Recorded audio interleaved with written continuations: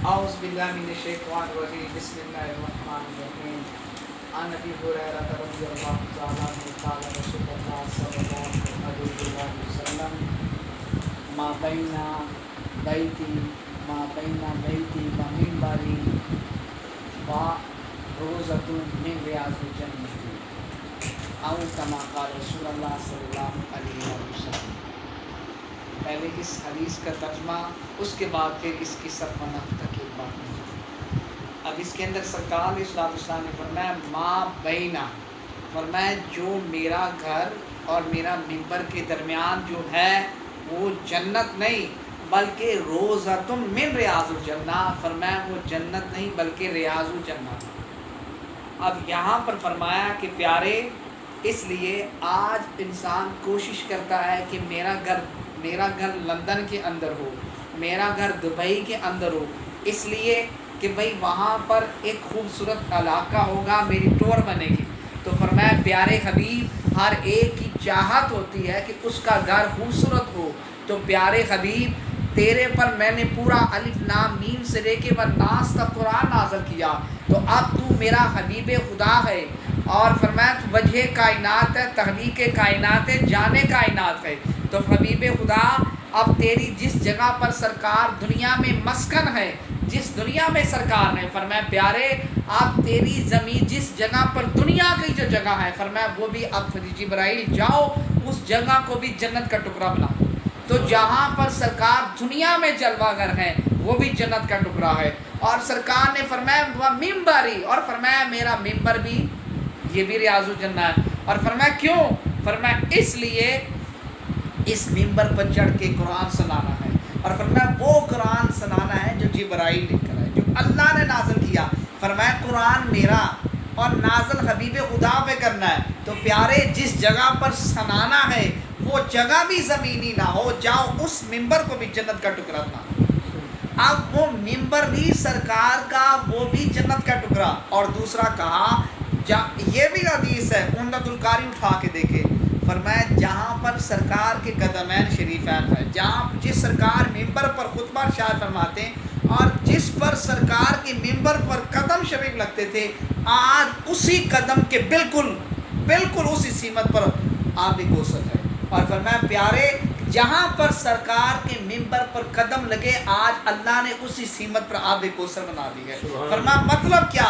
پیارے اگر میں نے آب کوثر بنائی ہے یہ تیرے قدموں کی وجہ سے، تیرے قدموں کی وجہ سے بنائی گئی۔ اور ممبر بھی اور سرکار کا روضہ بھی ریاض الجنہ، اور صرف جنت نہیں کہا، من ریاض الجنہ تھی، من ریاض الجنت اور ریاض الجنہ۔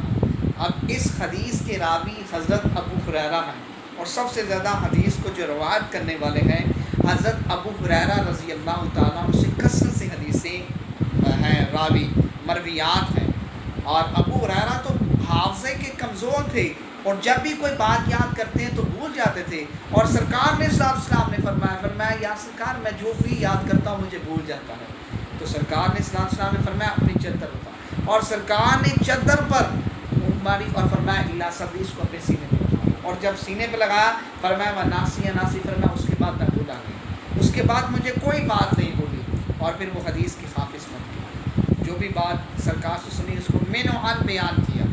اب حدیث کے راوی ابو ہریرہ، اور میں نے پہلے بتایا تھا ابو ہریرہ کا اصل نام عبد الرحمن ہے جب اسلام قبول کر لیا، اور جب اسلام قبول نہیں کیا تھا اس وقت ان کا نام تھا عبد الشمس، کیونکہ سورج کی پوجا کرتے تھے اس لیے ان کا معنی تھا سورج کا بندہ۔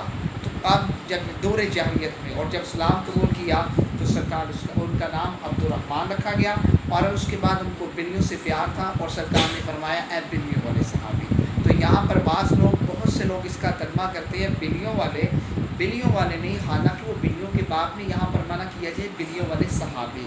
اور سرکاریں، اور آج جو بھی حدیث اٹھا کے دیکھ لیں، جب بھی حدیث اٹھا کے دیکھ لیں، چاہے وہ تاریخ کی ہو چاہے وہ حدیث کی ہو، جو بھی ہو، ان کا نام آپ کو حدیث میں نہیں ملے گا۔ جب بھی ملے گا عن ابی ہریرہ تو ملے گا۔ ہریرہ کیوں ملے گا؟ سرکار کی زبان پاک سے نکلا، اور جو سرکار کی زبان پاک سے نکلا تو ان کا نام ختم ہو گیا، کنیت شروع۔ اب ابو ہریرہ تو ان کی کنیت ہے، نام تو نہیں ہے۔ فرمایا کیوں؟ اعلیٰ حضرت فرماتے ہیں اس لیے کہ جو سرکار کی زبان پاک سے نکلا ہے وہ تو ہو کر رہا ہے۔ تو سرکار کی زبان پاک سے نکلا، اس لیے نام ختم ہو گیا اور کنیہ شروع ہوگی ابو ہریرہ۔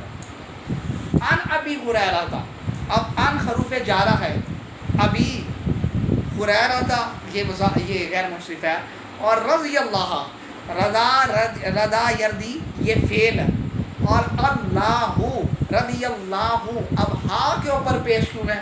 اس لیے کہ رضی فعل کے بعد کیا آتا ہے؟ فاعل، اور فاعل مرفوع ہوتا ہے، فاعل مرفوع ہوتا ہے، اس لیے اس پر پیش آئی ہے۔ ان ہو، اور یہ جار مجرور ہے، ان جار اور ہو مجرور، اور جار مجرور متعلق ہو جائیں گے، یہ کس کے متعلق ہو جائیں گے؟ رضی اللہ، یہ رضی اللہ عنہ یہ کس کے متعلق ہو جائیں گے؟ جار مجرور متعلق ہوتے ہیں، تو یہ متعلق اس کے ہو جائیں گے رضی اللہ۔ اب اس کی ترکیب جملہ معتزلہ بھی کہتے ہیں، اس کو دعائیہ بھی کہہ سکتے ہیں، کیونکہ دعا دی جا رہی نا کہ اللہ ان سے راضی ہو جائے، اور اللہ ان سے واقعی راضی ہے، اللہ ان سے راضی ہیں۔ ہم کوئی عمل کرتے ہیں، معلوم نہیں ہے کہ اللہ کی بارگاہ میں قبول ہے یا نہیں ہے، گارنٹی سے نہیں کہا جا سکتا، لیکن صحابہ کے عمل کی گارنٹی ہے، کیونکہ رب نے کہہ دیا کہ اللہ ان سے راضی ہے۔ تو جس کی اللہ جب سند آ گئی اللہ کی طرف سے کہ اللہ ان سے راضی ہے، تو پھر ان کے عمل سے بھی راضی۔ ہمارے عمل میں کوئی پتہ نہیں، ریا ہے، ریا بھی ہے، اور ریا بھی نہ ہو اور اس میں اللہ کی رضا کے لیے ہو، لیکن اللہ اس کو قبول نہ کرے، اللہ کی مرضی، وہ مالک ہے نا، وہ چاہے قبول کر لے چاہے وہ رد کر دے، اس کی مرضی۔ آگے کہا کالا، کالا فعل ہے، اور رسول لام پر پیش کیوں ہے؟ لام پر اس لیے پیش ہے کہ اس کا فاعل ہے، اور فاعل ہمیشہ مرفوع ہوتا ہے، اور مضاف لے بھی ہے، وہ مضاف اور مضاف لے سارا پھر وہ جملہ معتزلہ بن جائے گا صلی اللہ علیہ وآلہ وسلم۔ ما مسئولہ ہے، ما مسئولہ ہے، ما بینا، اب بینا یہ ایک جگہ ہے، ظرف ہے۔ اب مثال کے طور پہ آپ کہتے ہیں جگ میں پانی ہے، اب جگ میں پانی ہے، اب جگ جو ہے ظرف ہے، جگ ظرف ہے، اور اس کے اندر جو ہے پانی وہ مظروف ہے۔ جگ بنا ظرف، اور جو اس کے اندر ہو وہ بنا مظروف، جو اس کے اندر ہے مکان ہے، مکان ظرف ہے، اور جو اس کے اوپر ہے وہ مظروف ہے۔ تو جہاں ظرف ہوگا پھر قاعدہ ہوگا، جہاں ظرف ہوگا وہاں مظروف بھی ہوگا، جہاں ظرف ہوگا وہاں مظروف بھی ہوگا، لیکن ضروری نہیں ہے کہ ساتھ بھی ہو، متصل نہ بھی ہو، ضروری نہیں ہے۔ مثلا کہ جگ ہے، پانی نہیں ہے اس کے اندر، اب وہ ظرف ہے، مظروف نہیں ہے، کیونکہ فی الوقت تو پانی نہیں ہے، تو فی الوقت وہ ظرف ہے، مظروف نہیں ہے، اس لیے کہ وہ حالی ہے، اس کے اندر پانی نہیں ہے، وہ حالی ہے۔ تو گویا ظرف ہو اور مظروف اس کے ساتھ متصل ہو، ضروری نہیں ہے، لیکن ہے ضرور ہوتا ہے، کیونکہ وہ بنا تو اس چیز کے لیے نا، ظرف کو بنائے اس لیے کہ وہ کسی کے اندر، کسی کو اپنی چیز کے اندر ٹھہرائے، ٹھہراؤ کے لیے اس کو بنایا گیا، تو یہ ظرف اور مظروف۔ اب بینا ظرف ہے، آگے، تو جو آگے ہے، بینا کا معنی کیا؟ آگے، تو جو آگے ہے وہ جگہ ہے نا، یہ آگے ہے، یہ ایک جگہ ہے، تو جو جگہ ہے وہ ظرف ہے، جو جگہ ہے وہ ظرف ہے۔ وہ آگے کیا کہا؟ بیتی، اب بیتی کیا ہے؟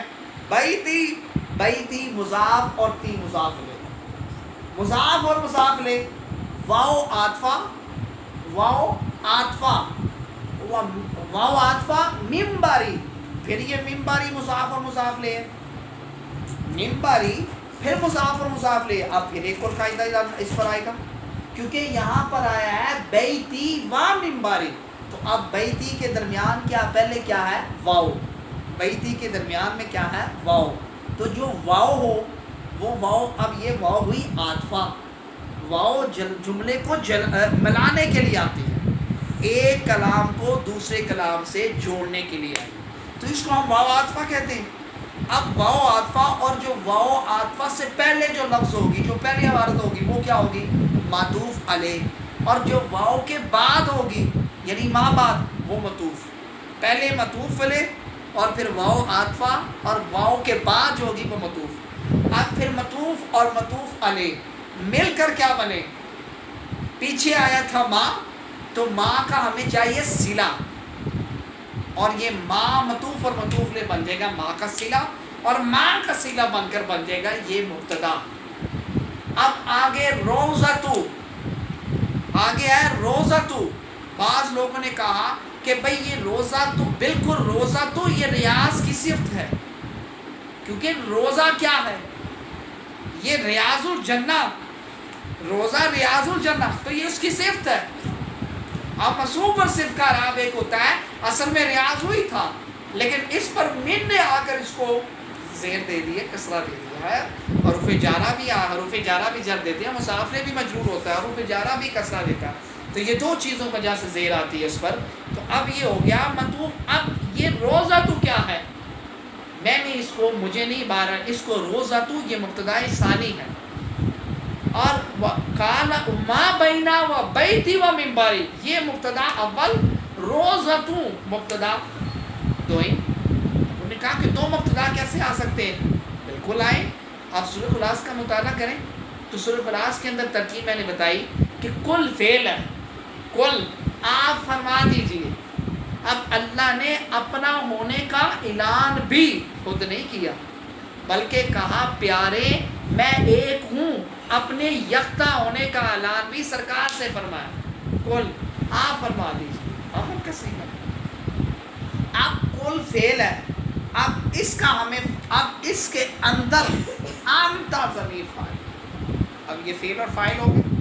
هو اللہ، هو واللہ احد، اب ہوا ضمیر ہے اور یہ مبتدا اول، اللہ اسم جلالت، مبتدا ثانی احد اس کی خبر۔ تو میں نے جو بتانا تھا کہ یہاں پر ہوا مبتدا اول اور اللہ اسم جلالت مبتدا ثانی اور احد اس کی خبر، تو گویا مبتدا دو آئے، گویا مبتدا بھی دو آ سکتے ہیں، خبر بھی دو آ سکتی ہے۔ زید عالم بھی ہے، زید حافظ بھی ہے، زید قاری بھی ہے، زید محدث بھی ہے، مفسر بھی ہے۔ اب ایک شخص محدث بھی ہے، مفکر بھی ہے، عالم بھی ہے، اس کے اندر اب یہ ساری اس کی خبریں، تو گویا ایک شخص کی کتنی خبریں ہیں؟ تو گویا ایک کی کئی خبریں آ سکتی ہیں، تو مبتدا بھی آ سکتی ہے۔ تو روزہ تو کیا ہے؟ یہ مبتدا ثانی ہے، اور من ریاض الجنتی، من حروف جارہ ہے، اور ریاضتی ریاض الجنتی۔ اب ریاض جنتی یہ مضاف اور مضاف لے، اور مضاف لے مل کر جار کا ہوا مجرور، اور جار اور مجرور متعلق ہوتے ہیں، یہ کس کے متعلق ہو جائیں گے؟ روزہ کے۔ ریاض الجنہ کیا ہے؟ ریاض الجنہ کیا ہے؟ روزہ، تو پھر یہ روزہ کے متعلق ہو جائے۔ اب یہ روزہ کے متعلق ہو کر اب جار اور مجرور خبر بنتے ہیں۔ تو پیچھے ہم نے بنایا تھا روزہ کو مبتدا، اور بیتی و منبری یہ بھی مبتدا آپ نے دونوں مبتدا اور ریاضتی جنتی کی خبر اپنی مبتدا خبر مل کر جملہ اسمیہ خبریہ بن گیا۔ تو یہ حدیث بخاری اور مسلم دونوں کی ہے۔ ہم نے اس کے اعراب بتائے کہ اس پر اعراب کیوں پڑے ہیں، اس پر زبر کیوں آئی ہے، اس پر زیر کیوں آئی ہے۔ بات یہ ہے کہ عالم بے شمار ہیں لیکن سند، لیکن بات یہ ہے کہ جن کو ایک سطر عبارت نہیں آتی وہ عالم نہیں ہے۔ جس کو ایک سطر بھی بغیر اعراب، اس پر اعراب نہ لگے ہوں اور وہ اس پر نہ پڑھ سکے حدیث کو، تو وہ عالم نہیں ہے۔ آج مبلغ بے شمار یوٹیوب پر ہیں، آج مبلغ بے شمار ہیں، کوئی عبد الرحمن ہے، کوئی حبیب الرحمن ہے، بے شمار خطیب ہے، لیکن 1.5 سطر کی عبارت بھی نہیں آتی ہے۔ مبلغ میں اور عالم میں فرق ہے۔ مبلغ میں وہ واعظ ہے، صرف جو سنا وہ پڑھ لیا، اپنی تحقیق نہیں ہے۔ ہمارا یہ دعویٰ ہے جتنا مرضی انسان مطالعہ کر لے، اگر اس کو پاس درس نظامی کا فن اس کے پاس نہیں ہے، وہ کبھی عالم نہیں بن سکتا، چاہے ساری زندگی مطالعہ کرتا ہے۔ کیوں؟ صرف اسے نہیں آئے گی، نحو اسے نہیں آئے گی، منطق اسے نہیں آئے گی، فلسفہ اسے نہیں پڑھا، فقہ اس نے نہیں پڑھی، اصول فقہ اس نے نہیں پڑھی، بلاغت اس نے نہیں پڑھی۔ تو جب یہ سارے فنون نہیں پڑھے تو باقی جتنا مرضی پڑھ لے اس کی بنیاد ہی نہیں ہے، اور جب بنیاد نہ ہو کوئی فائدہ نہیں ہے، مکان جتنا مرضی خوبصورت ہو، اگر اس کی نیت کمزور ہے تو اس پر آپ جتنا مرضی یاقوت اور مرجان بھی اس کی دیواروں پر لگا دیا، نصب بھی کر دیا جائے تو وہ نیچے آئے گا۔ آپ کے میں نے دیواروں پر یاقوت اور مرجان لگایا ہے، وہ وہ یقوت اور مرجان کا کوئی فائدہ نہیں ہوگا کیونکہ نیچے بنیاد نہیں ہے. تو یقوت اور مرجان کا کوئی فائدہ نہیں ہے. تو جن کو بڑا شوق ہے کہ ہم درس دیں، تو بھئی درس دینا ہے تو پھر آپ علماء کی فرسٹریشن، ہر بندہ مبلغ بنا رہا ہے، ہر بندہ مبلغ بنا رہا ہے کہ جس کو 170 بھی پڑھنی نہیں آتی. اللہ تعالیٰ ان لوگوں سے ہمیں محفوظ رکھے. وما علینا